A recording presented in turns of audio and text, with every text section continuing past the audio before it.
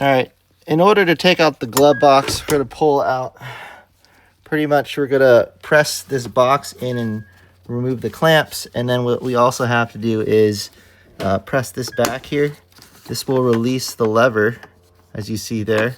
So I pressed it backwards. And that is kind of the damper that holds it together. And so now we can just pull out the box. So I'm gonna press in and it's gonna take this out. And then now there are some screws on this side that I'm gonna have to do and take out.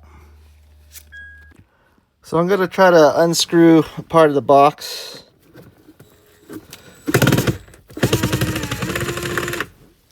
Without stripping this bolt, hopefully. I'm gonna do the other side as well. So that's out. And this bottom part's out as well. And so that just pretty much, if you could see it, the box has been released. And then now I just have to take a few more things out, which is mostly this panel here to remove some of this plastic. So there's 2 screws here. I'm gonna take that out as well.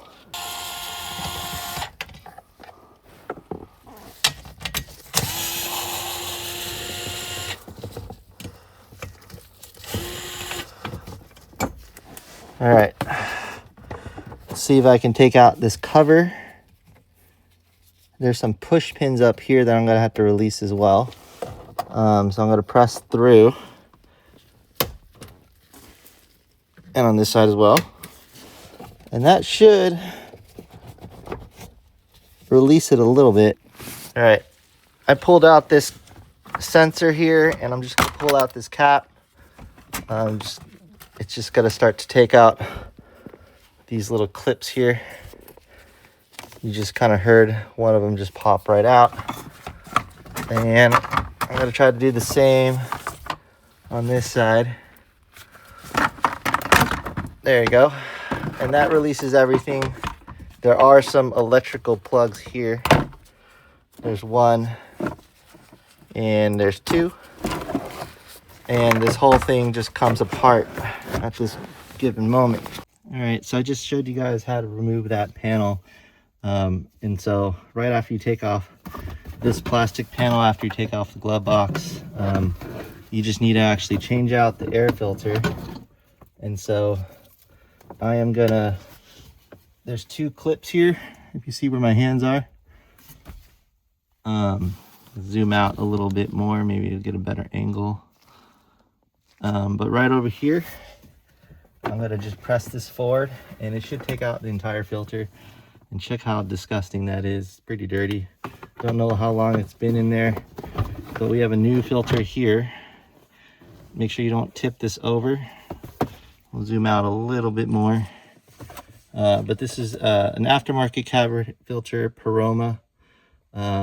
This is the size and hopefully it fits. It's a 1-pack, model number HCF134S.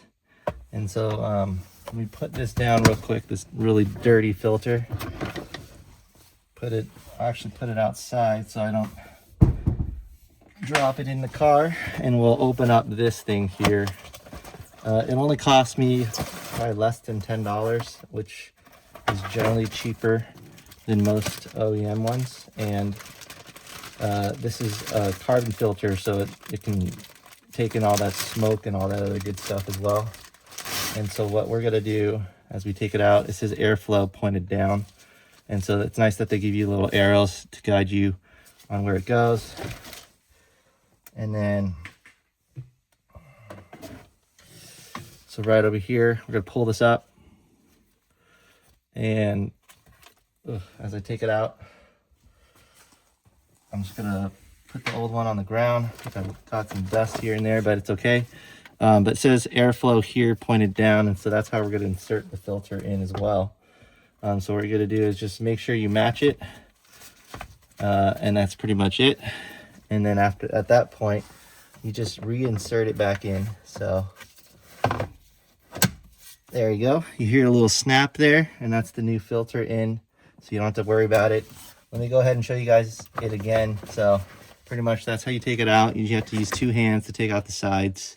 And then from there, you insert the new filter in. And then what you do is to reinsert it, you just kind of press it back in, just make sure it guides all the way through, and it should just lock in like that. Once you do that, you're good to go with the air filter, and then you can go ahead and put all the plastic panels back on, which is what I'm working on doing right now. So you just got to connect this light back here with this wiring harness. And you want to connect this harness back as well. There's a lot of peripherals on this thing, which is fine. You just got to make sure you know kind of how everything goes. What I'm going to do is just slide it up top real quick.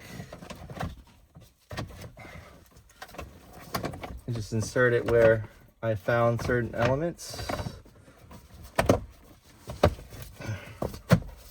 There we have it. So this plastic thing's inserted back on. We're just going to put this clip back there. Just make sure everything's in. All you need to do is just put the 2 screws on here and you should be good to go. So as far as the 2 screws, it's going to be 2 screws and 2 push pins. So let's go ahead and do that now. What I like to do is make sure the push pin is facing out, as you see there. And then I'll go ahead and put it back at the top here. So one of them was here. And then you just press that in. And the other one, there's other screws there, but this is the other push pin. So you just make sure you reposition the center so it's facing out. Just try to grab it first. All right, and then I'll show you guys this one with hopefully a closer view. Too close.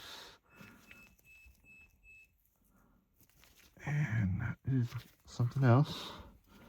So right over here is the other push pin. Just get it inserted and then press it in. And then once that's done, as you can see here, there's 2 more screws on this side. 1 and 2. Those are the thicker screws on this. So I'm just going to insert that back real quick. And it holds the panel in place. 1, and let's do the other one.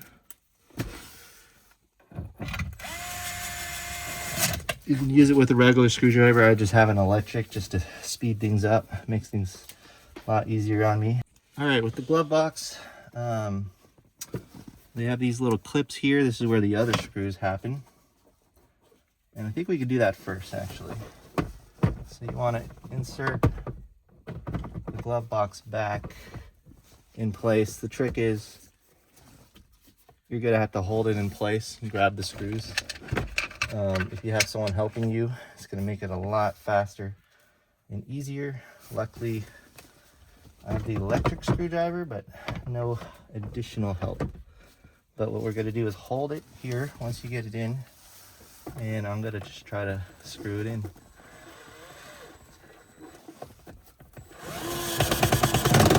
There's one. And then once you get that one, let's zoom into this side here. There's a section here that we just need to illuminate, and we're just going to stick a screw in there as well. All right, once that's in, you can go ahead and just throw it back in there. So before we had pressed in the sides to take it out, you might have to do it again, and now it holds back. And then over here, we just snap that locking piece in, and that's the slow close, or as best it could be. It's pretty slow, but not as slow as my Toyota. So that's it. That's the glove box.